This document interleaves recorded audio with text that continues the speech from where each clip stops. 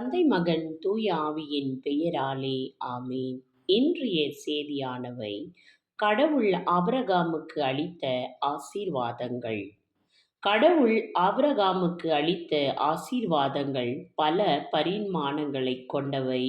விவிலியத்தின் படி, குறிப்பாக ஆதியாகமம் புத்தகத்தில் கடவுள் ஆபிரகாமுக்கு 7 வாக்குறுதிகளை அடிப்படையாகக் கொண்டு ஒரு உடன்படிக்கையை ஏற்படுத்தினார்.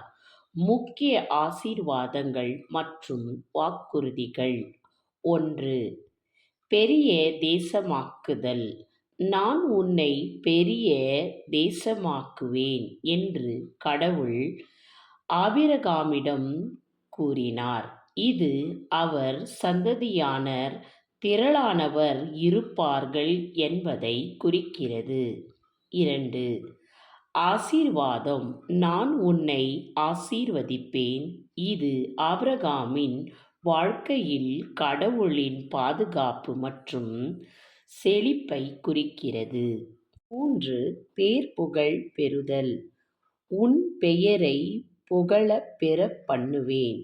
ஆபிரகாம் பல மதங்களில் ஒரு முக்கிய நபராக நினைவு கூரப்படுகிறார்.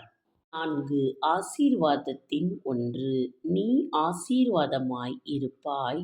அதாவது ஆபிரகாம் மற்றவர்களுக்கு ஆசீர்வாதத்தின் வழியாக இருப்பார். 5. ஆசீர்வதிப்பவரை ஆசீர்வதித்தல். உன்னை ஆசீர்வதிப்பவர்களை ஆசீர்வதிப்பேன். 6. சபிப்பவரை நான் சபிப்பேன். உன்னை சபிப்பவரை நான் சபிப்பேன் என்றார். 7. உலக அழிவின் ஆசீர்வாதம். பூமியிலுள்ள சகல ஜாதிகளும் உனக்குள் ஆசீர்வதிக்கப்படும். இது ஆபிரகாமின் சந்ததியில் இயேசு கிறிஸ்து பிறப்பார் என்பது மூலம் உலக மக்கள் அனைவரும் இறையாட்சி பெறுவார்களாக என்பதை முன்னறிப்பதாகவும் நம்பப்படுகிறது. 8. நிலம். கானான் தேசத்தை ஆபிரகாமின் சந்ததியானவர் வாழ்வதற்கான கானான் தேசத்தை நித்திய சுதந்திரமாக கொடுப்பதாக உறுதி அளிக்கிறார். மற்றும் 9. திரளான சந்ததி. உன் சந்ததியை வானத்தின் நட்சத்திரத்தைப் போலவும் கடற்கரை மணலைப் போலவும் பெருகப் பண்ணுவேன் என்று வாக்களித்தார். இந்த ஆசீர்வாதங்கள் ஆபிரகாம் விசுவாசம் மற்றும் கீழ்ப்படிதலின் காரணமாக அவருக்கு வழங்கப்பட்டன. மக்களே, இதைத்தான் நாமும் தெரிந்து கொள்ள வேண்டும்.